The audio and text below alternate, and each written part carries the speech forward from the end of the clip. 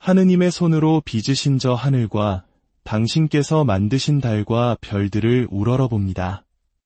사람이 무엇이기에 이토록 생각해 주시며 인간이 무엇이기에 이토록 돌보아 주시나이까. 시편의 이 고백처럼 광활한 우주 속에서 우리는 참으로 작은 존재입니다. 하지만 주님께서는 우리를 당신과의 깊은 친교로 초대하십니다. 마테오 복음서의 마지막 구절은 우리에게 이렇게 약속합니다. 보라, 내가 세상 끝날까지 언제나 너희와 함께 있겠다. 이 약속은 단순한 영적인 위로가 아닙니다. 그것은 구체적이고 실제하며 만질 수 있는 현존에 대한 약속입니다. 오늘 우리는 그 약속이 한 소년의 삶을 통해 어떻게 빛나는 증거가 되었는지에 대한 놀라운 이야기를 나누고자 합니다. 이 이야기를 듣기 앞서 잠시 시간을 내어 이 이야기가 더 많은 이들에게 닿을 수 있도록 공유와 구독으로 빛을 더해주시면 감사하겠습니다. 여러분의 작은 손길이 누군가에게는 큰 희망의 메시지가 될 수 있습니다.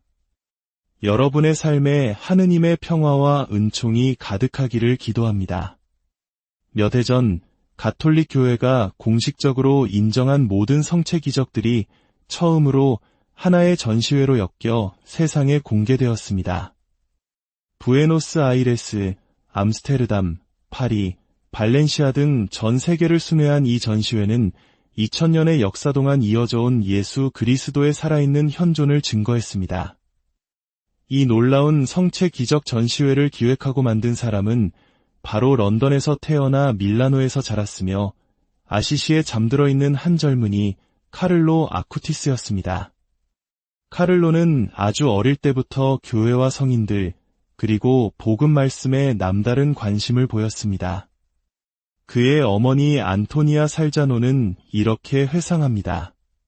카를로는 어릴 적 길을 가다 성당이 보이면 꼭 안에 들어가 십자가에 못 박히신 예수님과 감실에 인사드리고 싶어 했어요. 성당에 머무는 것을 무척 중요하게 여겼고 한번 들어가면 꽤 오랜 시간 머물렀죠. 저는 사실 세속적인 출판사 가문에서 태어났습니다. 제 아버지는 교회를 반대하진 않으셨지만 신앙생활을 하는 분은 아니셨죠. 저 역시 처정성체, 견진성사, 혼인성사를 받을 때를 제외하고는 평생 미사에 참여한 적이 없었습니다.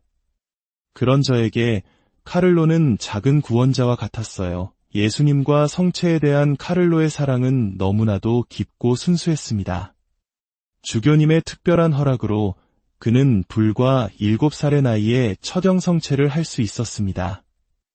어머니는 그날을 생생히 기억합니다. 처정성체를 위해 언덕 위에 있는 한 수도원으로 향하고 있었어요. 그런데 길 중간에 한 목동이 어린 양 한 마리를 데리고 길을 건너는 바람에 잠시 차를 멈춰야 했죠. 카를로는 그 순간을 주님께서 자신을 특별히 사랑하신다는 표징으로 받아들였습니다. 어린 양이신 예수님을 처음으로 마음에 모시는 날에 진짜 어린 양을 만났으니까요. 카를로는 자신이 느낀 예수님의 살아있는 현존을 다른 사람들에게도 전하고 싶어 했습니다. 그의 순수한 열정은 주변 사람들의 마음을 움직였습니다. 카를로의 가족을 돕던 라제시 씨의 이야기는 특히 감동적입니다. 제 이름은 라제시, 아프리카 모리셔스 섬에서 왔습니다. 저는 아쿠티스 가족과 함께 일하며 어린 카를로를 돌봤습니다. 그는 사랑이 넘치는 아이였어요. 유치원을 졸업하고 학교에 다니기 시작했을 때 가끔 제가 그를 데려다주곤 했습니다. 그럴 때마다 카를로는 제게 성당에 잠시 들러 감실 앞에서 잠시 묵상할 수 있게 해달라고 부탁했죠. 저는 가톨릭 신자가 아니었기에 아무것도 몰랐습니다. 어른도 아닌 어린아이가 왜 저럴까 궁금했죠. 그러면 카를로는 제게 감실 안에 예수님의 몸과 피, 영혼이 실제로 현존한다고 설명해 주었습니다. 저는 카를로, 그게 어떻게 가능하니? 라고 물었고 그는 학교에 도착할 때까지 차근차근 설명해주곤 했습니다. 매일같이 말이죠. 저는 힌두교 브라만 계급 출신입니다. 아버지는 판디트라고 불리는 힌두교 사제와 같은 분으로 산스크리트어에 능통하셨죠. 브라만 계급의 사람이 개종하는 것은 거의 불가능에 가까운 일입니다. 하지만 카를로는 제 아버지보다도 더 위대한 영적 스승이었습니다. 그의 모든 말과 행동은 제 마음을 깊이 울렸습니다. 그는 주님은 우리 마음속에도 살아계셔요라고 말해주었죠. 그가 미사에 가서 영성체를 할 때면 저는 그에게서 무언가 특별한 변화를 느낄 수 있었습니다. 그는 제게 아무것도 강요하지 않았습니다. 그저 성체가 어떻게 사람들을 살게 하는지 그 중요성을 설명해 주었을 뿐입니다. 카를로는 이 세상이 명품옷, 술, 텔레비전과 같은 유혹으로 가득 차 있다고 말했습니다. 그리고 악마가 바로 그런 것들을 통해 우리 삶에 들어오기 때문에 우리 혼자 힘으로는 맞서 싸울 수 없다고 했죠. 그래서 성체의 힘이 필요하다고 했습니다. 그가 성경 말씀을 설명해 줄 때는 정말 꿀처럼 달콤했습니다. 마치 우리가 정말로 하늘에 올라가 있는 기분이었죠. 그는 천국이 어떤 곳인지, 주님과 함께 사는 삶이 얼마나 기쁜지를 이야기해 주었습니다. 마치 그곳에 이미 다녀온 사람처럼요. 저도 행복해졌습니다. 그러던 어느 날부터 저도 꿈에서 예수님과 성모님을 뵙기 시작했습니다. 제가 이 꿈 이야기를 카를로에게 해주자 그는 환하게 웃으며 말했습니다. 라제시, 예수님이 당신을 사랑하시는 거예요. 저는 그 후 1999년에 세례를 받았습니다. 카를로는 아시시를 무척 사랑했습니다. 많은 사람들이 그 이유를 궁금해합니다. 하지만 그것은 단지 아름다운 도시 때문이 아니었습니다. 그 도시를 살아 숨쉬게 한 사람, 바로 아시시의 성 프란치스코 때문이었습니다. 평화의 사람, 창조물을 사랑하고 존중했던 사람, 가난한 이들의 친구였던 성 프란치스코의 삶은 오늘날 젊은이들이 마음속 깊이 간직한 세 가지 위대한 열망을 모두 담고 있습니다. 아시시는 문화적으로도 큰 가치를 지닙니다. 이 성당에 보관된 최초의 컬러 영화는 글을 읽거나 쓸 줄 몰랐던 평범한 사람들의 마음에 다가가기 위해 그려진 프레스코화처럼 사람들을 하나로 모으는 역할을 했습니다. 카를로의 이웃이었던 한 할머니는 그를 이렇게 기억합니다. 카를로네 가족이 우리 집 근처로 이사왔을 때를 똑똑히 기억합니다. 처음에는 그들이 부유한 집안인 줄 몰랐어요. 너무나 소박했거든요. 특히 그 아이는 여러 언어를 구사할 줄 알았지만 저는 전혀 몰랐습니다. 다른 아이들과 함께 학교 공부를 봐줄 때면 카를로는 일부러 답을 모르는 척하며 제 손주들이 대답할 기회를 주곤 했어요. 참소 깊은 아이였죠. 카를로의 어린 시절 친구는 그의 순수함을 보여주는 일화를 들려줍니다. 저는 6살 때 카를로를 만났고 그가 세상을 떠날 때까지 우리는 떨어질 수 없는 친구였습니다. 10살인가 11살쯤 되었을 때였어요. 아주 더운 여름날 함께 아이스크림을 사 먹고 집으로 돌아오는데 카를로가 거스름돈을 세어보더니 20센트를 더 받았다는 걸 알게 됐습니다. 그는 당장 돌아가서 돈을 돌려줘야 한다고 고집을 부렸어요. 그 돈은 가게 주인의 땀과 노력의 결실이기 때문에 우리가 가지는 것은 옳지 않다고 했습니다. 결국 우리는 아시시의 그 오르막길을 다시 올라가 돈을 돌려주었습니다. 그의 사촌 동생은 이렇게 말합니다. 저는 형들보다 7, 8살 어렸습니다. 형들은 13살의 청소년이었죠. 사촌 형들은 가끔 저를 놀이에서 빼놓으려고 했지만 카를로는 언제나 반대하며 저를 끼워주었습니다. 그리고 저녁이 되면 그는 기도해야 한다며 항상 집으로 돌아갔습니다. 그 나이에 누가 그렇게 할까요? 그 모습만으로도 저는 많은 것을 생각하게 되었습니다. 카를로는 성체 조배에 많은 시간을 바쳤습니다. 그는 이렇게 말하곤 했습니다.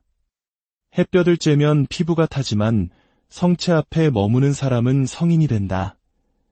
참으로 놀라운 통찰이었습니다. 밀라노 시내에는 길거리에서 생활하는 노숙인들이 많았습니다. 카를로는 자신의 용돈을 모아 장난감 대신 침낭을 사서 그들에게 선물했습니다. 특히 집 앞 작은 성당 근처에서 생활하던 분들에게는 따뜻한 음식을 가져다 주거나 필요하다면 담요를 덮어주곤 했습니다. 라제시 씨는 마테오라는 이름의 한 노숙인에 대한 이야기를 들려줍니다. 마테오라는 분이 골판지 상자 위에서 잠을 잤습니다. 추운 날이었죠. 카를로는 그를 보고 걱정이 되어 잠을 이루지 못했습니다. 그러다 제게 저 사람을 거지라고 부르면 안 돼요. 라제시, 우리 모두는 하느님의 소중한 자녀들이에요. 라고 말하더군요. 그리고는 집에 돌아가 어머니를 졸랐습니다. 엄마, 저분께 침낭 하나 사드리면 안 돼요? 그래야 따뜻하게 주무실 수 있잖아요. 그는 심지어 그를 위해 저녁 식사를 따로 준비하게 했습니다. 우리가 먹다 남은 음식이 아니라 우리가 먹는 것과 똑같은 갓 조리한 신선한 음식을 가져다 주라고 했습니다. 우리가 먹는 것처럼 어려움에 처한 저분도 똑같이 잘 드셔야 해요. 이것이 카를로의 삶의 방식이었습니다. 저는 그의 모습에서 젊은 성 프란치스코를 보았습니다. 카를로는 오늘날 교회가 겪고 있는 모순을 안타깝게 바라보았습니다. 많은 젊은이들이 교리 교육을 받고 견진 성사까지 받지만 그 후로는 미사에 나오지 않는 현실을 말입니다. 그는 역사 속에서 주님께서 우리에게 보여주신 기적들, 즉 축성된 빵과 포도주 안에 당신께서 참으로 살아 현존하심을 보여주신 그 표징들을 사람들에게 알려야겠다고 결심했습니다. 이것이 바로 성체 기적 전시회의 시작이었습니다. 카를로는 이렇게 말했습니다. 우리는 2000년 전 예수님과 함께 살았던 사람들보다 훨씬 더 행복합니다. 그 시대 사람들은 예수님을 만나기 위해 시간과 공간의 제약을 받았고 수많은 군중을 뚫고 다가가기도 어려웠습니다. 하지만 우리는 집 근처 가장 가까운 성당에 가기만 하면 됩니다. 우리 집 앞에 예루살렘이 있는 셈입니다. 그는 사람들이 유명록 가수의 콘서트나 축구 경기를 보기 위해 몇 킬로미터씩 줄을 서면서도 정작 살아계신 예수님이 계신 감실 앞에는 왜 줄을 서지 않는지 의아해했습니다. 카를로는 성체성사를 통해 우리가 하느님의 시간, 즉 카이로스의 차원으로 들어서게 된다고 믿었습니다. 그는 우리가 영성체를 할 때마다 예수님께서는 우리를 변화시키신다. 비록 우리가 느끼지 못하더라도 그분은 우리를 당신과 더욱 닮은 모습으로 조금씩 빚어가신다. 라고 말했습니다. 성체 기적 전시회는 카를로에게 단순한 취미가 아니었습니다. 그것은 청소년기의 열정을 넘어선 깊은 사명감을 지닌 복음화 활동이었습니다. 그는 이 작업을 위해 대학교 서적을 연구하고 랩 도구를 익히기 위해 직접 영어 원서를 구입해 공부했습니다. 라제시 씨는 회상합니다. 제가 카를로의 방을 청소하러 갈 때마다 그는 컴퓨터 앞에 앉아 있었습니다. 방대한 자료를 검색하고 무언가를 끊임없이 기록했죠. 제가 카를로, 너무 힘들어 보여. 좀 쉬어야지. 라고 말하면 그는 지금은 쉴 시간이 없어요. 저는 세상을 위해 일을 하고 있는 거예요. 라고 대답했습니다. 그는 우리가 성체 안에 예수님이 계시다는 것을 보여주면 사람들이 예수님을 알게 될 거예요. 역사 속에서 일어난 이 모든 기적들을 봐야 해요. 그렇지 않으면 사람들은 길을 잃고 말 거예요. 이건 제 의무예요. 라고 말했습니다. 그가 이 전시회를 시작했을 때만 해도 인터넷이 지금처럼 보편화되지 않았습니다. 그의 가족들은 카를로가 중요하다고 생각하는 사진들을 찍기 위해 직접 여러 곳으로 여행을 다녀야 했습니다. 사람들은 눈으로 볼 수 있는 표징이 필요했기 때문입니다. 이 전시회는 전 세계로 퍼져나갔고 많은 사람들이 이 전시회를 통해 하느님께 더 가까이 다가가고 성체의 중요성을 깨닫게 되었다고 고백했습니다. 카를로는 다른 사람들에게 줄 수 있는 가장 큰 사랑은 그들의 영원한 구원을 바라는 것이라고 믿었습니다. 물질적인 도움을 넘어 그들이 영원한 행복에 이르도록 돕는 것이 가장 근본적인 사랑이라고 생각했던 것입니다. 카를로의 고등학교 선생님은 그의 특별함을 이렇게 증언합니다. 저는 생명윤리를 가르쳤습니다. 낙태에 대한 토론이 벌어졌을 때 언제부터 인간의 생명이라고 말할 수 있는지에 대해 의견이 분분했습니다. 그때 교실 뒤편에 앉아있던 카를로가 아주 단순하고 명확하게 말했습니다. 정자와 난자가 결합하여 수정되는 그 순간부터 이미 한 인간입니다. 당연한 것 아닌가요? 그의 말에는 모두가 수긍할 수밖에 없는 힘이 있었습니다. 카를로는 오늘날 젊은이들이 마주한 위험들을 깊이 이해하고 있었습니다. 인터넷을 통한 음란물, 마약, 사이버 불링과 같은 악마적인 공격들 말입니다. 그는 단 한 번의 클릭으로 지옥에 들어갈 수 있는 시대에 아무도 이 아이들을 보호해주지 않는다고 안타까워했습니다.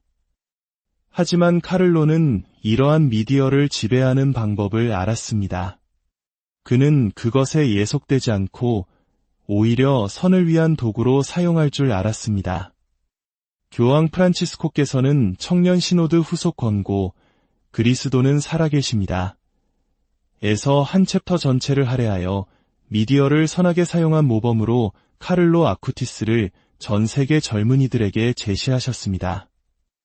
카를로는 학교 웹사이트를 개편하여 자원봉사 활동을 홍보하는 일을 자원했습니다.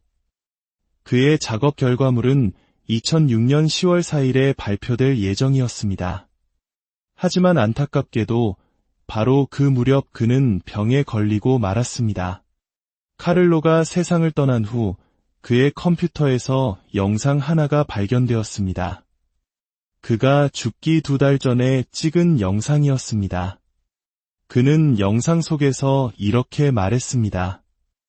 내 몸무게가 70kg이 되면 나는 죽을 운명이야. 그는 가장 치명적인 형태의 백혈병 진단을 받았고 불과 3일 만에 세상을 떠났습니다.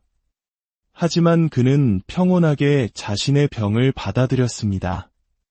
죽기 직전 그는 이렇게 말했습니다.